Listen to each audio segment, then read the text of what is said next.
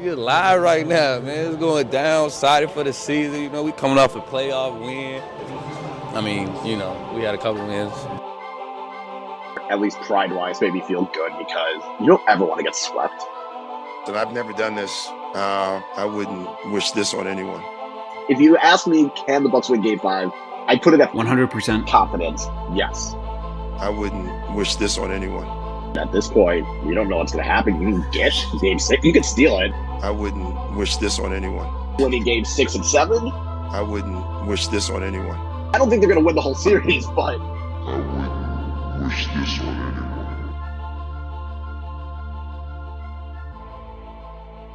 Hello and welcome to Dear Diaries, a Milwaukee Bucks podcast presented by us, the staff at Brewhoop. I am the host today. My name is Jack Traherne, and we're going to be doing a Taylor Jenkins coach hiring pod mainly. We're going to be discussing all of the machinations around that, how it happened, what we think of Jenkins, what we think of possible replacements. And then if we get through all of that, we might do some tanking draft convo, which has been the the controversy of the last few days. Van and I are not fans, so we'll get into that. But I just ruined the intro for my esteemed guest today, Van Fayaz, who is joining me as the pod guest. So Van, how you doing? I'm doing okay. I've been taking some time away from the NBA, like the last few weeks, just like, you know, not watching it every day and reading about it in like as much of my spare time or writing about it. But, you know, I'm still engaged. It's just, you know, as crap as it is that the Bucks had this like god awful season and I missed the playoffs for the first time in 10 years, like the level of stress that I have about basketball right now is actually quite low considering how bad the season was and like the situation around Giannis, just because like I'm not like, oh God, please win a playoff series, which like they haven't done since 2022. But you're doing all right down there. It's you're getting close to winter now, aren't you? Well, it was like it was like really cold there for like a week and a half, and now it's just gone back to like good weather. Like it's 25 degrees Celsius today, and it's going to be like for the rest. And then like I think after another like 5 days or so, then it starts to get like below 10 degrees sort of thing. So okay, the final stages of kind of summer over here, I guess. But yeah, as you're saying, I can really relate to the stress or lack thereof, right? Part of watching it. It's you don't get the adrenaline rush of like seeing your team in there, but also like I feel like we all needed a bad adrenaline rush, right? Yeah, and like it was really funny for me. Like it's always funny around the playoffs because like they have the early games and stuff. I remember last year because I wake up and it's like nighttime in the US, and then like I finish work, and it's always this like thing of like, because I like to watch the games without knowing the results. So sometimes I like mute all the group chats and whatnot. Right. But then it's like the whole time I'm at work, I'm like, there's this like massive game that I care about so much. It's terrible. Like, I couldn't do that, man. I could not do that. Like being like, I have to go on a media fast for this especially if it's like a really key playoff game. Exactly. Yeah. Like I would crack so hard.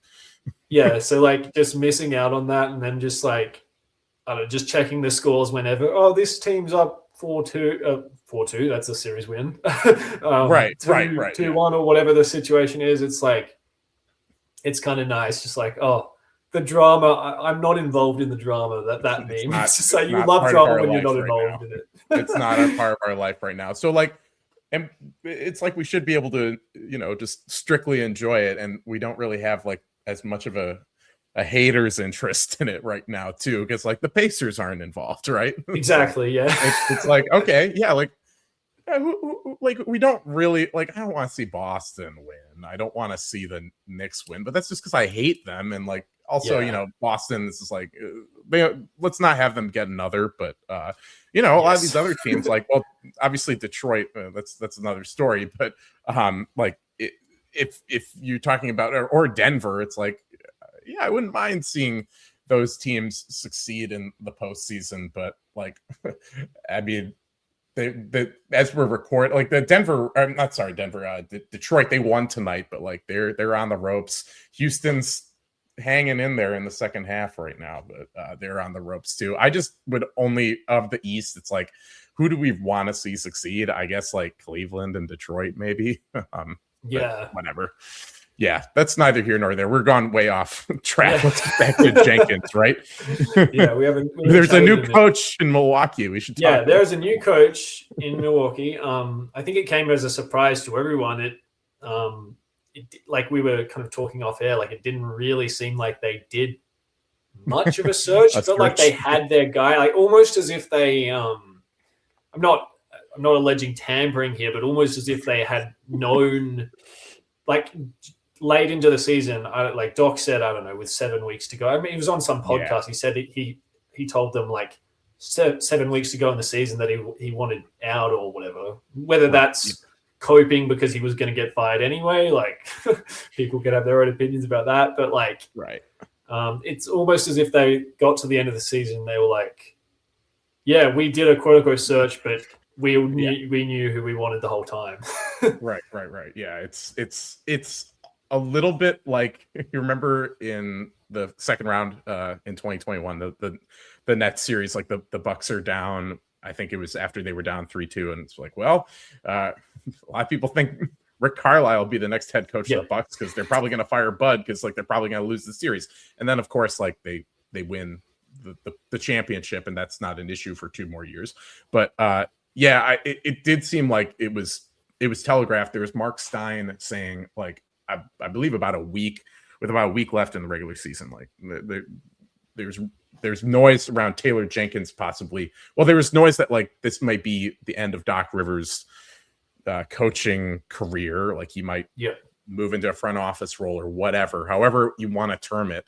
And the Bucks may be looking at Taylor Jenkins as the next guy. I think Doc, like, yeah, I mean, he's getting paid next year, so that would indicate like usually he's been canned, but then there's this talk of like, oh, maybe he'll transition to a front office role. It doesn't seem like that will happen at this point. Doesn't seem like he wants to. I don't think he wants to, and that, I mean, as far as I think everything we know, I wouldn't call this a firing, but I mean, I also don't believe everything he says about like that Doc says about like, oh, well, they asked if, we'll just hang in there for a couple more years. Like, yeah, I don't know about that, that Doc. Yeah. So regardless, enjoy the golf and your grandkids, man. We don't miss you. But Jenkins, the search like wasn't a search. I mean, what was interesting to me is like, let's look at the last 3 hires that the Bucks have made. So Jason Kidd's fired. They go out and they hire Mike Budenholzer in like, it was like around this time in 2018. And they did a search. Like, I believe the finalists that year were him, Nick Nurse, who of course got the Raptors job that offseason. And I believe that, as I recall, Bud was maybe the preferred choice for Toronto then too, but Bud chose Milwaukee over Toronto. And then I think the other finalists for Milwaukee, I believe it was, you remember that guy Igor Kokoshkov, who coached the Suns 1 year? I think he was, or no, I'm sorry. Wrong European coach. I think it was Ettore Messina, who was like a assistant for the Spurs and then like went back to coach in Italy. I think it was him. He's a legendary Italian. Yeah, he is. Yeah, coach, I'm pretty sure. Yeah, I know the guy. Yeah, and he was in the NBA for just a little bit, working with the Spurs. But they narrowed it down to finalists, right? Like maybe they interviewed more people. Then they fire Bud in 2023, and that was right around the time I was taking over as manager of the site, and I went really deep into the head coaching search that year, just covering it and like going and like reporting on like these are all the people that the Bucks interviewed, and also like these are rumored head coaching candidates. These are speculative head coaching candidates. And I don't want to say they left every stone unturned, but they turned over a lot of stones, right? But like I think they, just off the top of my head, I think like I recall they interviewed at least a dozen candidates, and they were rumored to be interested in a few more. So we're talking like 15, 16 names where I remember a lot of in the search. They were like names that you kind of knew were not gonna, like, there were some Brooks was in the mix, and like Alvin Sampson was there. Alvin Sampson, I was gonna say that. Yeah. Right. So they were turning over a lot of stones, even ones that, like, they probably had no intention of hiring. But they picked finalists. They got it down to Nick Nurse again, who was, as a lot of you people know, reportedly John Horst, the front office choice. And then Kenny Atkinson and Adrian Griffin, who was Giannis's choice. That doesn't work out. Then it seemed like the midseason, there wasn't a full search by any means, but like I don't know if they at that point interviewed Atkinson, but that was reportedly who John Horst wanted. But ownership preferred, as I understand, and specifically Wes Edens actually preferred Doc Rivers, who was already like consulting with the Bucks. Like, especially with Griffin, remember? It was bizarre. Yes, you just reminded me of that. The whole consultant thing, that was a whole... It was weird. Yeah. but that was a little bit of a... That was like, there was at least another name in there who like was close, but it wasn't really a search. So like the whole question now is like, so this time, we don't know that they interviewed anyone outside of Jenkins. We know that they flew down to Memphis and talked to him as like a preliminary thing, and then there were more conversations that were had a few days later, and then ownership went too, didn't they? To Memphis, right? Yeah, it was ownership and Horst who went down there because that's where he'd been living. But like it just kind of begs the question: it's like, do you want to do that kind of a huge head coaching search? Because like, look what it resulted in.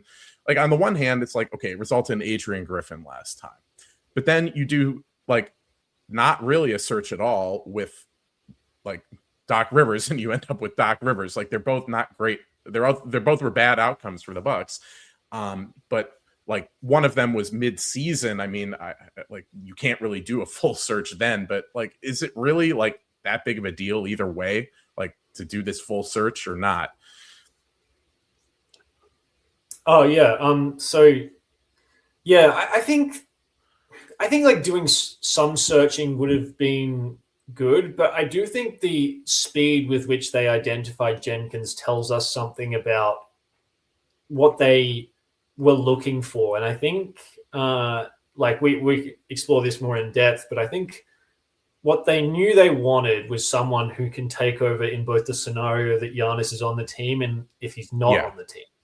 And I think Jenkins is a uniquely good candidate for that description. He has a track record of developing young teams into good teams. He seems like a no-nonsense operator, which I love. And he had a lot of nonsense with his star player, right? Like, yes, yeah. Nothing compared to what Giannis, like the Giannis nonsense this year is nothing compared to what he went through there. So he can probably handle it.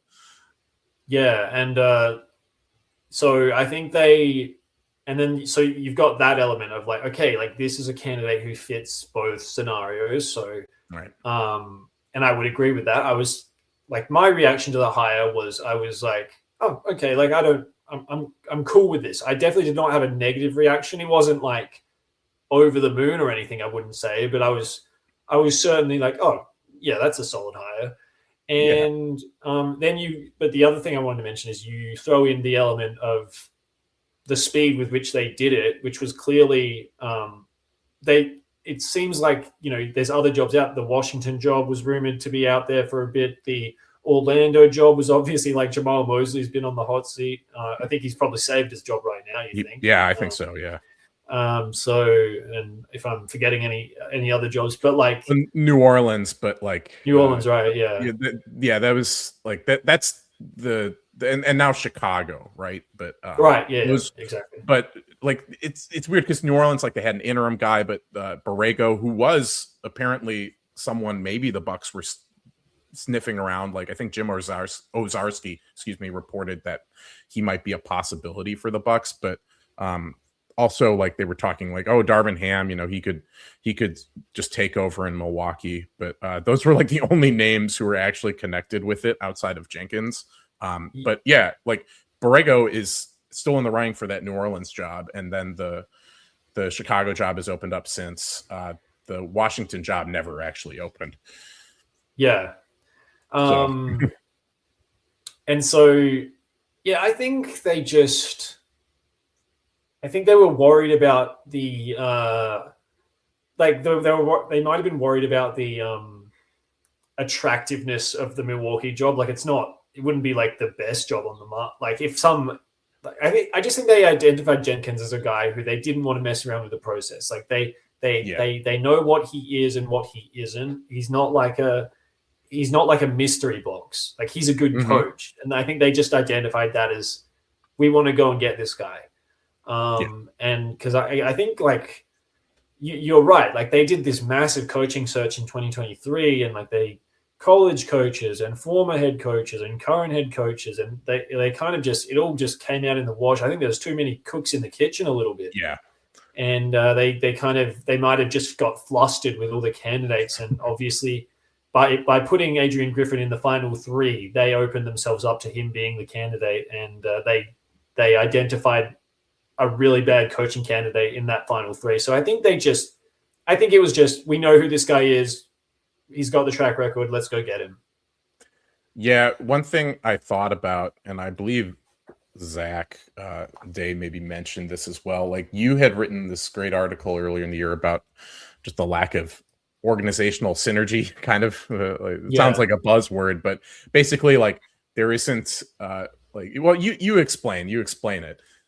I mean, there was just like, from kind of GM to coach to players to like medical staff, whatever the case is, it just seems like everyone was on different pages. Yeah. And that resulted in, like, disagreement here, disagreement there.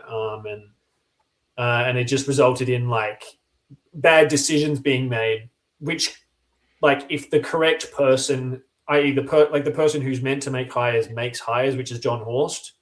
Yeah. A better decision would have been made, but like, ownership get involved and like all this other stuff. And so, yeah, that was Giannis getting involved, right? Yeah.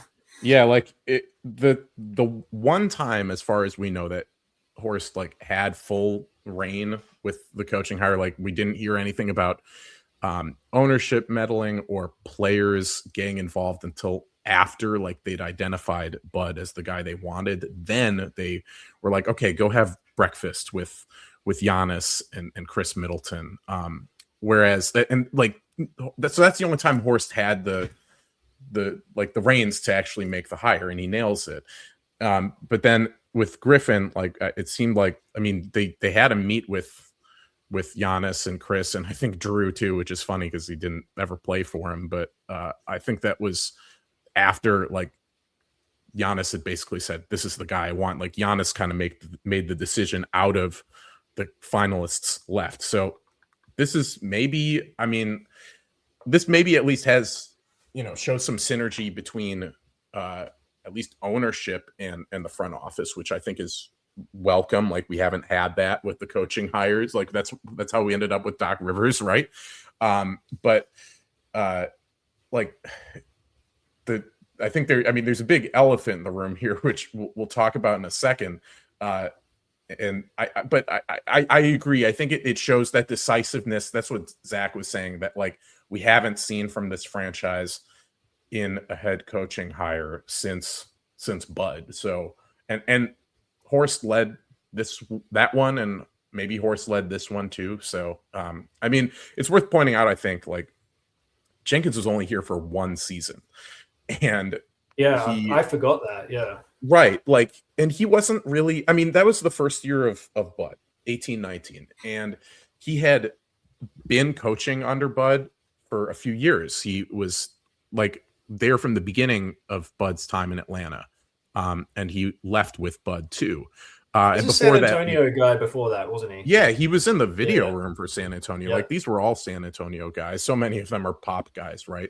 But then he comes to Milwaukee and is just here a year. And I remember, like, you may not remember this, but Eric Name did this whole article on how, like, he's the guy who held back the bench. He was the guy. I'm stretching, for those watching, not watching, like, I'm stretching my arms out really wide right now because it's like whenever there was some sort of like there was some sort of brouhaha like that could have popped up where like there was a hard foul or just something on the court that the bench took exception to, he just shoots up, gets right in front of everybody in front of the bench and spreads out his arms like, don't get on the court, don't get fined. Like we don't need and this. There's that iconic one where like there's no one gets up and he's still I'm sure he did have instances where he held people back, but there was one where nobody even really did anything. Everyone was just sitting like guarding air. It's like, well, that's okay. It's okay, Taylor. Like, it's okay, coach. We're fine. So I think it was so it came as a surprise to everyone. It's like, wait, this guy is going to be like an NBA head coach. He's a top head coaching candidate. We don't know anything about him, and that's typical. Like, head coaching, people call it this black box, and like we don't really know like which assistants are good and bad necessarily. Like no clue. I mean, and like Adrian Griffin, I remember was thought of as one of the league's best assistants for a time, like before the Bucks hired him, I would say. And like he interviewed like 15 times, never got a job, finally gets the job, and he hasn't worked in the league since. So like there was just, we don't know anything about assistant coaches, right? But some end up like Taylor Jenkins, I guess. Anyway. It's so funny how it's like this weird thing of like assistant coaches get lots of experience and then they like interview for a good amount of jobs. And then it gets to a point where it's like, okay, well, you've interviewed for this many jobs and why haven't you gotten a job yet? Why haven't you gotten it? And then people start to wonder like, what's like, wrong with you? You can use, exactly. You can use it as a badge of honor. Like, oh, I've gotten to interview for 12 jobs. And then it's also like, well, why didn't you get any? And it might be no fault of your own. Like other people are just better than you. But then you start to get this tag of like, what's wrong with him? Like you said. Yep. Yeah. You get passed up so many times. It's like, I mean, always the bridesmaid, right? That kind of thing. But I don't know. I mean, Jenkins, well, we know that Jenkins isn't one of those guys because I don't think he was in any head coaching searches prior to 2018. He got it, and now he got this one. It's like he's 2 for 2. So do you want to address the Giannis element of this? Yeah, let's go into the whole the actual process of hiring him and what. Yeah, that elephant in the room is Giannis. What his involvement was in it. So, like you said, they you correct me if I get detail wrong here, but they go to Memphis. Ownership goes there. I think like someone described it as a quote unquote full court press. I think like some that was Eric. Reporter, I think, Eric. So they go to Memphis. Then like they said the next week, but it felt quicker than that. Like then he was in Milwaukee like a few days later, or which I don't think. I'm a little hazy on the exact timeline, like, but it happened. It was pretty soon after they were like it was reported like, oh, they went down and talked to him and they're in discussions. It was only a few days later, like, okay, they hired him, and at some point in between then, or well, we don't know exactly when, but like I think it was like the hiring was last Thursday, and the whole thing about like, oh, they went down and talked to Jenkins was just a few days before. It was, I think like within a probably a week of that, well, I'm looking here. I'll look right now.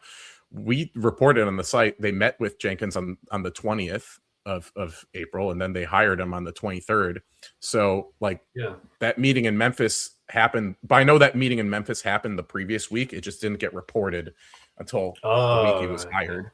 Okay. And at some point in between then, he came to Milwaukee, and that was the final round, I guess. But yeah, like seems like Giannis was in Milwaukee during that, right? Like the internet explodes. Yeah, so Giannis posts this like Instagram story of like Deer District from like a higher view, like as if he's in The some hotel right hotel, and next then like to it's the people, hotel right next door. Yeah. right, yeah, and so like I've never been to Milwaukee, but apparently there's this hotel that like people identified the hotel he was at. Yeah, Probably and it's like owned by the 99%. Bucks. That hotel, I forget the name, Okay, but yeah. it's part of the whole development. It's like a team-owned hotel. Yeah, and then that was the same day that Jenkins was in Milwaukee. So people Right. like it has not been confirmed, I don't believe, by anyone, by a reporter that it was just like that he was actually in the meetings, but like people are assuming that. So I don't know. Do you have like a take? Well, we should also mention that like it's totally being assumed that Jenkins is the head coach. Like, there's been nothing official from the team. We are almost a week out. We're like 6 days out, and there's not been an official release from the team that they've hired him. Now, I don't think that means he's not going to get hired. Like, I think he's going to get the job. I mean, that'd be crazy if he didn't. But this was, I mean, the initial report came from Shams Charania, right? So like, obviously we all have our issues with him as Bucks fans, but it seemed like everyone around the league took that as like, well, this has happened. Like, we haven't heard about Jenkins interviewing for another job since then. But Shams was also saying that Giannis, like he said something to the effect on ESPN. It's like, oh, Giannis wasn't involved. Like, he hasn't talked to ownership since like the All-Star break or something like that. And pretty much everyone thinks that's BS now. Like, even if we're not like using this evidence of Giannis at the hotel, which I think is the trade is the hotel right next door. I think that's the one maybe he's taking the picture of. And like, okay, maybe people are saying, well, that could have been a picture from like a few days prior or something. It's like, I don't know. I think he was there. Like, I think we won't know for sure. I'm waiting for the email from the team. Like, yeah, we've hired Taylor Jenkins. We're having the introductory press conference then, because that's where we're going to find out. Because someone is going to ask, well, you know, Giannis, what was his involvement like this time around? It's because we know, like, we had reports of like what his involvement was like in 2018 and 2023, but we don't know about this time. There are no reports. There's just this Instagram picture, right? Yeah, I think yeah, I don't have too much to add. I think the phrasing Shams used, it gave him a bit of an out. He was like, of course, my knowledge or some shit like that. Like, so I don't know. Like, he's I great don't at, know or whatever. Like, yeah, he said something like that. He's great at like those word salads, which, you know, don't like, yeah, or like the updates that are never updates. Just like, right. I remember he did some update that's like Austin Reeves is playing tonight for the Lakers, but it was like, he may or may not play, but he wants to play. Something like. So, I mean, there have been times in this season, like, where Shams has been just late, like stuff has been reported by someone else. There's even one thing that was reported by Eric, and then like Shams just like gets in on it later. Like, it's like you're losing touch there, but it's more just maybe you don't have, well, certainly like there's no love lost between him and the Bucks. Like, he does not like the Bucks, and the Bucks do not like him. But I digest, as you like to say. Digest. I love it. Do you think? Yeah. What's that from again? That was from like some. It's explain to everybody. It was from something that I watched, and I can't remember what. Oh, it's some podcast. It's a podcast that I listen to. Yeah, that's Australian, right? I started saying it, and then they say it instead of "I digress," right? Yeah. Okay, so I digest. Is like, you might have a different take on this than me. Like, should Giannis, should he have been involved this time? How much should he have been involved? Before I say that, I was just going to add one reason that he may, like, it seems like he was, but there's no reporting to confirm that he was, is that he may have felt like frustrated by the insinuation that he like hired Griffin or whatever. Sure, yeah. So maybe like he was, but like he doesn't want that out there by anyone or something. So yeah, I don't know.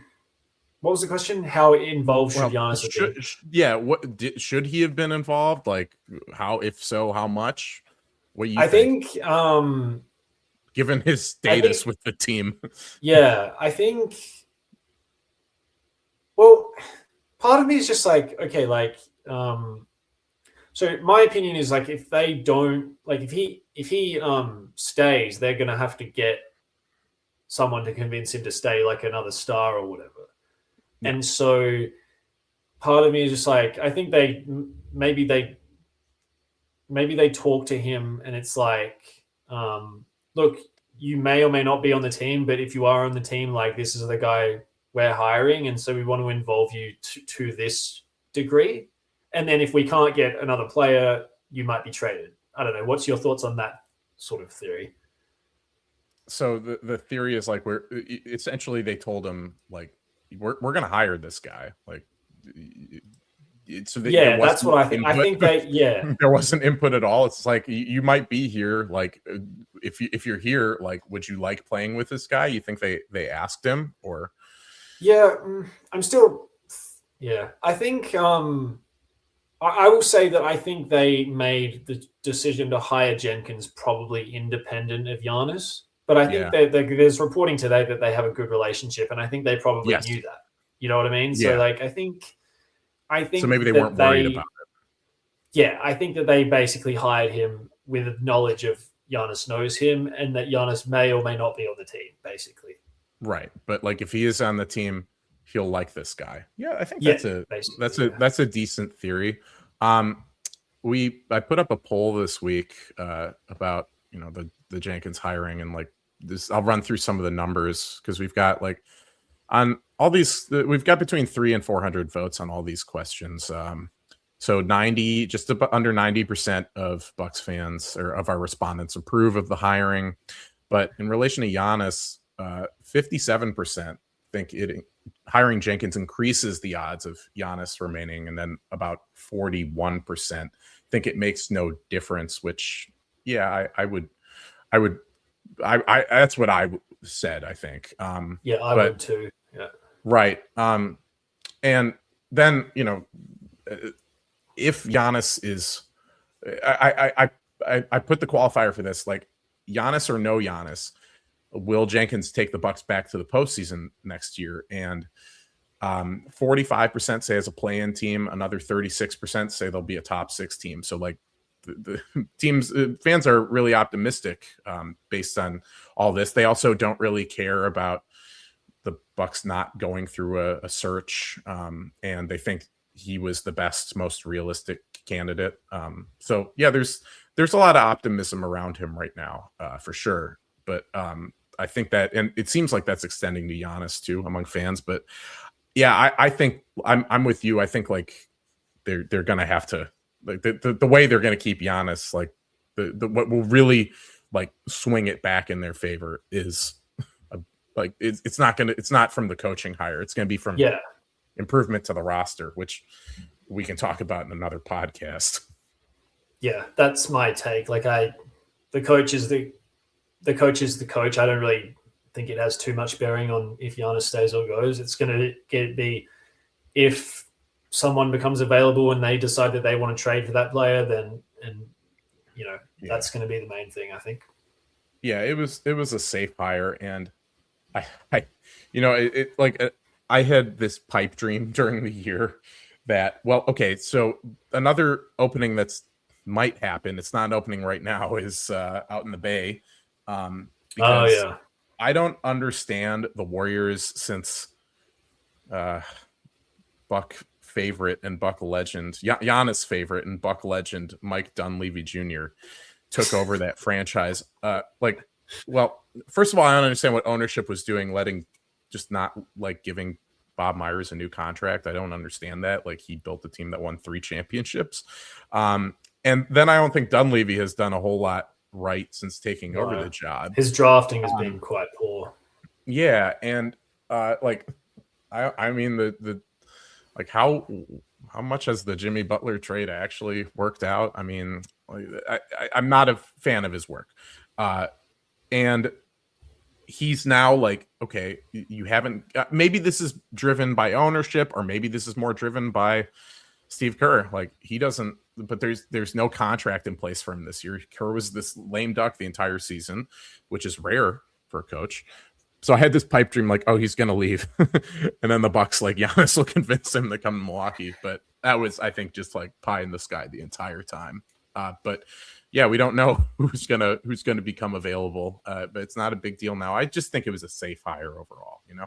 Yeah. Part of me is just like, there's a lot of parallels between how the Bucks, like I was going to say this before, but it does seem like ownership and management are accepting that they have made mistakes in the past by not being on the same page. And yes, they could have interviewed a bunch of people and like gone with some unknown assistant with like untapped upside, but also untapped downside. And yes, they could have all done that, but I think they realize like we've gone down this road before. We've made this mistake. Like this guy's here. Let's go get him. And I think in their draft decisions, like that could come into play too. Like there is your safe options, like, and then there's also like high upside options, which we've always talked about in the chat and stuff. And so there's like, it'll be interesting to see, like, because they've done the same thing with drafting. Like they drafted for upside with Marjon, with AJ Johnson and all that stuff. And it's like, that didn't work out. So it's like, are they going to go for the quote unquote safe option in this draft too? So I don't know. That'll be the subject of the next podcast, right? But we're still, we there's a lot to discuss around this team coming up. But at least the big big pieces in place. But yeah, we should talk about like what this is going to look like in the future next year, and like just the Taylor Jenkins era, what it's going to look like.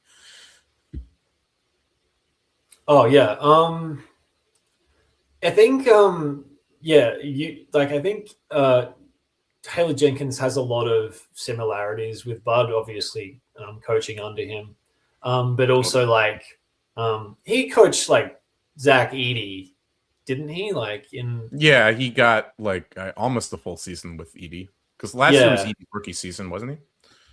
I feel like this is. I'm pretty sure it was. No, I think it was last year. That was So regardless, Anyway, but it feels like I haven't like this is one of the things that you'll be better at than me, because I have not done a whole bunch of like research into his philosophical things, but I can comment on him as a personality, and I think he is he's one of those guys that's like he has a certain like standards that he wants to have between all the players, and I don't know, he's a bit of like a hard nut in that way, which I think I like. And but yeah, I don't know if you want to chime in with any like process things or like how anything. Well, I've got stuff to say there, but I think that's a good place to start, because what you're talking about is like culture. And when Bud was fired, the Bucks lost a proven winning culture. Like you can say whatever you want about Bud's coaching. Like the team won a lot of games, and the vibes were much better around those teams than what's happened in the 3 years since. So like the Bucks could have, like they sent him out the door. Like had they hired someone else, might have established a culture, but they didn't. And now Jenkins is going to have to do that. And if he's a little bit of a hard ass, but that might be good. Like player accountability seems like, something I know you've talked about, you've written about. It seems like something that was really lacking under Doc, or I don't know, coach accountability was lacking. Accountability in general lacking. So that I think that's like that's number one with a bullet right now, as far as what the Bucks need as head coach. Like they need someone to reestablish like a healthy culture in that locker room and around the team. Like Bud was a hard ass too from the start. I mean, he was benching Chris Middleton like in December of that year in overtime. Like in an overtime game, because he was just not taking the right shots. He wasn't doing what they needed him to do. And I don't know if, like, is Jenkins going to be doing that with guys like Rollins or like maybe Kevin Porter Jr. if they're both still on the team? Like, yeah, I think we could see something like that, which is just, but also like, Doc would put guys in the doghouse for petty reasons, like Kyle Kuzma earlier this year. I don't think we didn't see that under Bud. I don't think that just doesn't strike me as something that was happening in Memphis. Like, John Morant there was plenty of times he could have been in the doghouse, but he wasn't in the doghouse until Thomas Isalo, the Finnish guy. I think it's Tumas Isalo. I think Isalo. Okay, all right, cool. Yeah. Thanks. That Ja wasn't in the doghouse until then. So Ja was not a fan of Jenkins, though. Am I? Well, yeah. So there was some reporting. There was a lot of rumblings around the time they was fired. Like that season that Jenkins was fired, and he was fired with, I think it was like 9 games left in the 2024-25 season. So just over a year ago now. There was reports at the time that like the two were at odds. But also, I mean, okay, well, a lot of what I'm gonna talk about with Jenkins as a coach, I'll give credit where it's due. You maybe heard this, but our friends Justin Garcia and Camille Davis over at Locked On Bucks, just a couple days, like maybe a day before Jenkins was hired, they did a joint pod with DeMichael Cole, who does Locked On Grizzlies, but I believe he also works for a paper in Memphis, like the Memphis, I don't know, was it the Plain Dealer or but he's a beat writer. The Commercial Appeal, the Memphis Commercial Appeal. I love that name. The Plain Dealer, I think, is in Cleveland, but weird name regardless. So he's on the pod with Justin Camille, and he's talking a lot about Jenkins as a coach. But he did mention, like, they did talk about the relationship with Ja, and it sounded like Ja after the firing was a little bit like, he, at least publicly, he said like, oh, I'll kind of miss him maybe, but also like Ja wasn't informed of the firing just like the rest of the team was. Like, it sounded like guys like Jaren Jackson, like they heard about it directly from the team, and Ja like heard about it like through the media or something like that. Yeah, that is weird. I mean, yeah, I think there's a general assumption that they didn't really get along towards the end, but it sounded like they did pretty well, or like earlier in the tenure. Yeah, because Jenkins was there for nearly 6 full years, or I guess I should say 5, or well, he was there for 5 full years and nearly 6, but it sours by the end. I just don't know necessarily how like sour it got, and if it would necessarily preclude the Bucks from pursuing Ja again this summer, because which they apparently did before the deadline too. Probably not what a lot of people want to hear, but I mean, I don't think it's likely that it happens, but I don't think we should also be as quick to dismiss it. Yeah, but okay, that podcast, Justin, Camille, and DeMichael, they talked a lot about, you know, what Jenkins did in Memphis, and it just, I mean, listening to everything he was talking about, it's like, boy, it just, these are similar things we heard and saw, and maybe complaints we had under Bud, right? Like, which makes sense, but I mean, Cole was even talking about how like it was, you know, people were a little critical of Jenkins for being slow to make in-game adjustments. Like, oh, where we heard that before, right? But I mean, there are good. There are a lot of good similarities, which we'll talk about. But I'm going to give you some numbers here. So Jenkins, they're almost 6 full seasons.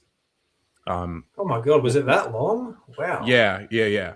So his record during that time is pretty good. I think it was above 500 for sure, but 250 and 214, 250 win seasons in there, but not a lot of postseason success. So year one, they're 23rd in offense, 14 in defense. They go 34-39. They were the 9 seed. They were in the first play-in game ever. Year 2, 38-34. They're the 8th seed, 15 in defense, 13th in 7th in defense. So yeah, they go from 14th to 7th in defense just by his second year, and they're 15th in offense. Year 3 was the big one, 56-26. They're the 2nd seed, 4th in offense, 5th in defense. So, and then the following year, 11th in offense, 2nd in defense. They become a Western Conference power. They were the 2nd seed both those years.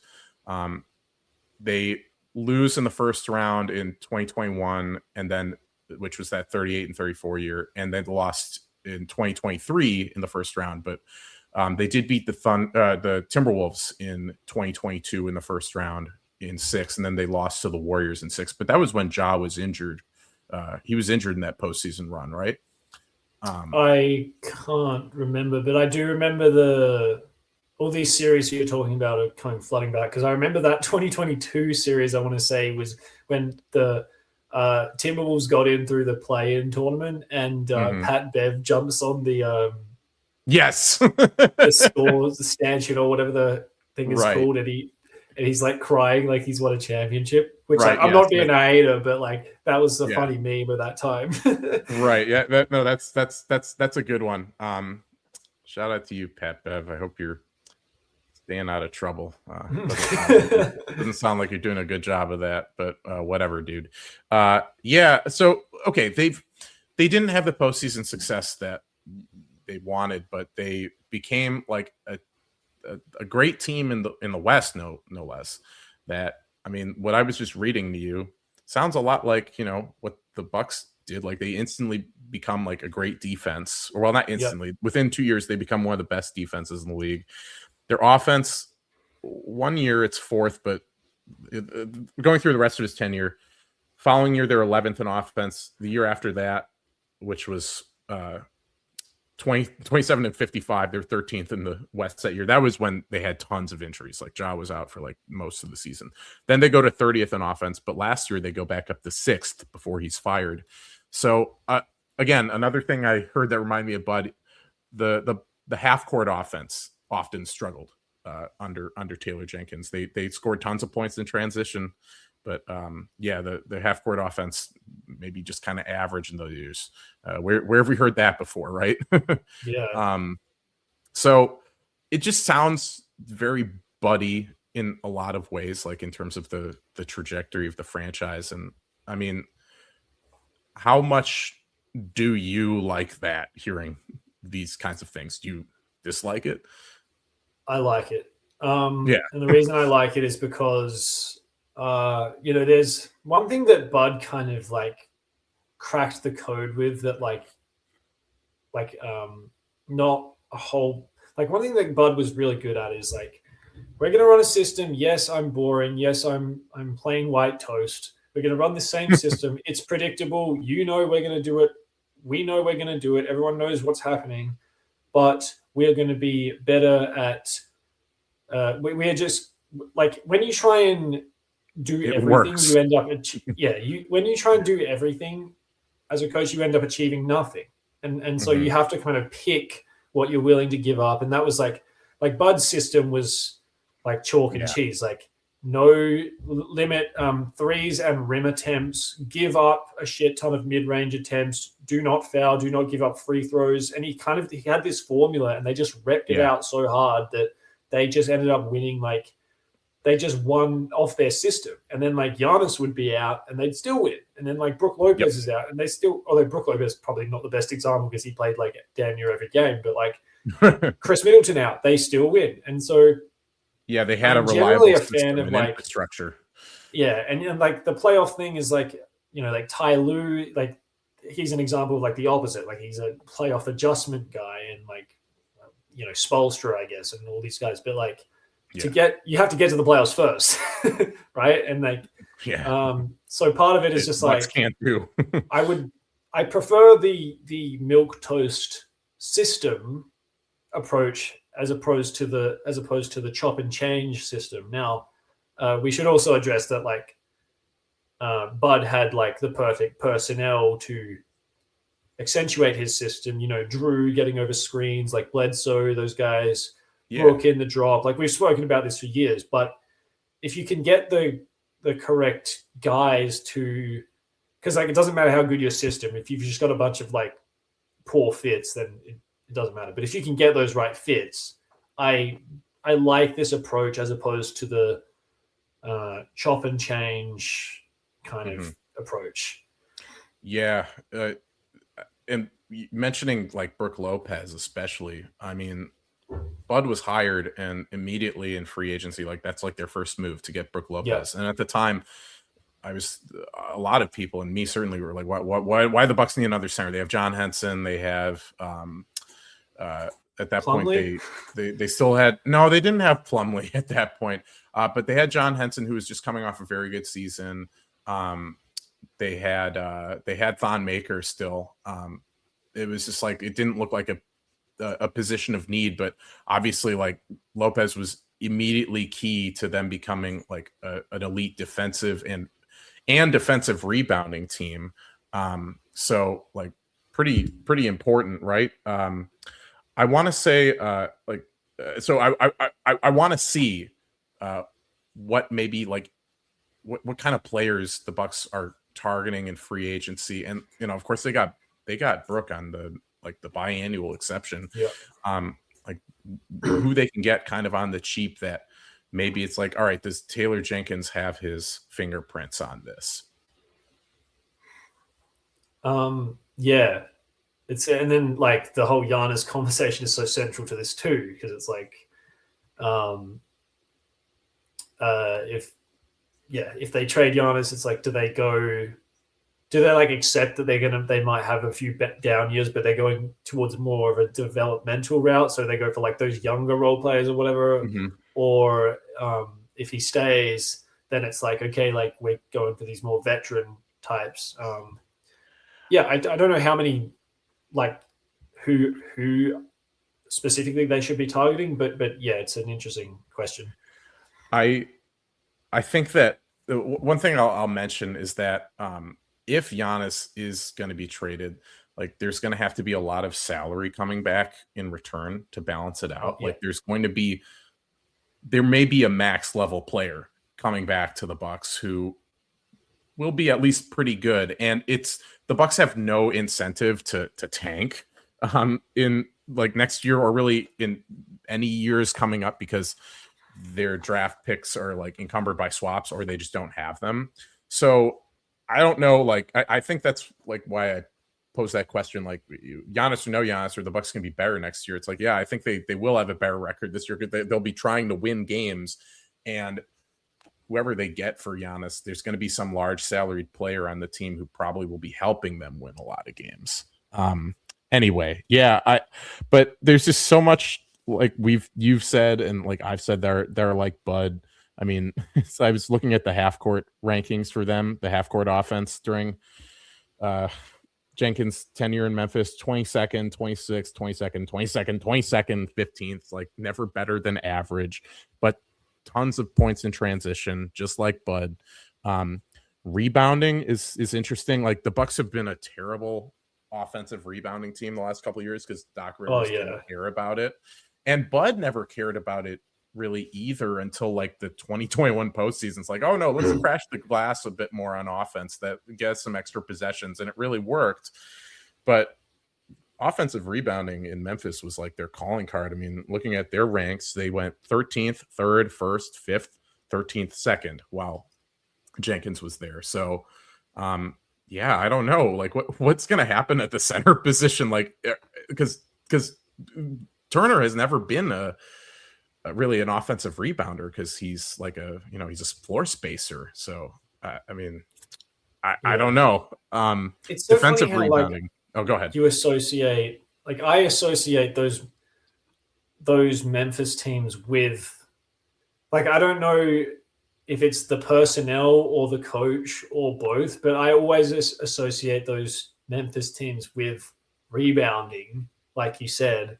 And it's interesting. Yeah, you say that because they were an offensive rebounding team, but they were never really great at defensive rebounding. I looked this up. That's what I meant. Like O boards, like attacking the O boards. Right. Yeah. Definitely. Yeah. Because defensive rebounding, they were 15th, 13th, 13th, 21st, 24th, 21st, which not great to hear like about the Bucks, who've been a terrible defensive rebounding team. Yeah. And you think of the guys that they had, like Jaren Jackson, like Steven Adams, Edie, obviously. They have Valanciunas for a little bit there too. Yes, JV. Like they just had these brutes in there, and that's never really been like Brook Lopez, I guess. But like that's like the Bucks have never really done that. So it's like it's a good point, because is that going to be part of a new identity for the Bucks, like actually being an O-board team or not?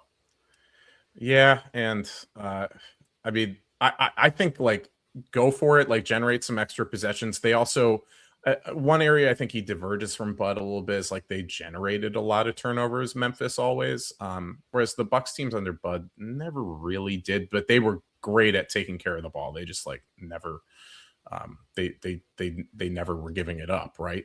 But and that's been a huge problem. I would say it was a pretty significant problem this past year, like them giving it up. I don't know, like, but generating extra possessions by picking up turnovers and getting offensive rebounds, like I think that's the most promising thing, because the Bucks just haven't done that in the last couple seasons at all. And like if they're doing enough of that now, it can maybe like it can outweigh some of the drawbacks we might see under Jenkins, like especially in the half court, maybe like, hey, if you're running in transition more, which the Bucks also haven't done a lot lately, but if you're generating extra possessions on offense and defense, like you can have a pretty solid offense. I don't think they're going to be a top 10 offense or anything like that, but yeah. Some differences that set them apart from Bud, which I like. Yeah. One last thing before we go, because I got to head out here soon, but one last thing that I did want to mention is, and I can't remember the timing, but I know Isolo went with, he either did it himself, like started it, or he continued it on from Jenkins. Do you remember that wheels offense that they did where like... I've heard about it. But, basically very few on-ball screens, and basically the Miami Heat tried the same thing. They hired the offensive coordinator from Memphis. Oh, that's right. Yes. To run this system this year for the Heat, and it started off like gangbusters. I watched some early games and I was like, wow, this is really interesting. And then like throughout the year, teams kind of worked out how to guard it. They figured it out. I don't really love the system. I think screens have an important part in NBA offenses and basketball in general, but that'll be interesting because like the system is basically just like it's more off-ball cutting, and then you just attack the rim with various guys, and if you can't attack the rim, then it's like kick out, and guy does the same thing, and they kind of just rotate in like this wheel formation. It's really interesting. Yeah, but movement. I'd be interested to see if Jenkins, I can't remember if he was even part of that in Memphis, but if he does institute something in the Bucks with the Bucks. The front office in Memphis like fired all his assistants right before his last season there. Like, so before the 2024-25 season, like they didn't retain a whole bunch of his assistants. They hired a whole bunch of new assistants. I guess they didn't fire him, but it's just like, okay, we're bringing you a whole bunch of new assistants, including Isolo. I still don't know how to pronounce it. Isolo. Yeah. And so but this assistant, what's do you know what the name is? Because we can see if they were part of that purge, because were they around? They obviously weren't around for Isolo's tenure as the head coach, because he only started really this season. He got 9 games last year. So he would have been on Jenkins' staff. I want to say Isolo. I want to say Isolo was brought in, like he was the architect of the wheel under Jenkins, I want to say. Okay. And then I think that's what might have happened. And then he continued it, and Ja hated the wheel. So Yeah, and also Tyler Hero hated the wheel when the Heat were doing it. So, yeah, just an interesting tidbit about that and the way basketball is evolving, I guess, or devolving, if you want to say. So, Noah LaRoche is who LaRoche, yep, Noah is LaRoche. connected to it. But he was a Okay, so maybe it was LaRoche, not Isilode. Yeah, he was a consultant. But I don't know if I can't. There's not a lot I can find about him online, like whether he was even officially an assistant. He was an assistant in 24-25 with Memphis, so like at the beginning of that season, but that was the year that Jenkins was.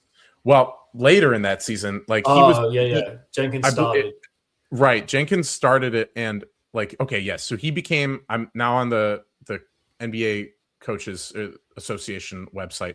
He was hired by the Grizzlies start of 2024-25, which means he was like a front office hire. And Jenkins was not like, he was not one of Jenkins' guys. Like they had let go all of Jenkins' guys and then the front office brought him in. But now, we believe he's with the Heat in some regard. Yeah, he's a consultant. He's like a consultant with the Heat. Yep. Okay. Whatever that means nowadays. Well, we know what it meant in 2024. It means you're the head coach and waiting. Anyway. Yeah, so that'll be kind of the pod for now. I know we had some other topics we were going to discuss, but we'll leave that right there for now. Obviously, coming up, we have the draft lottery is like just over 2 weeks away. Yep.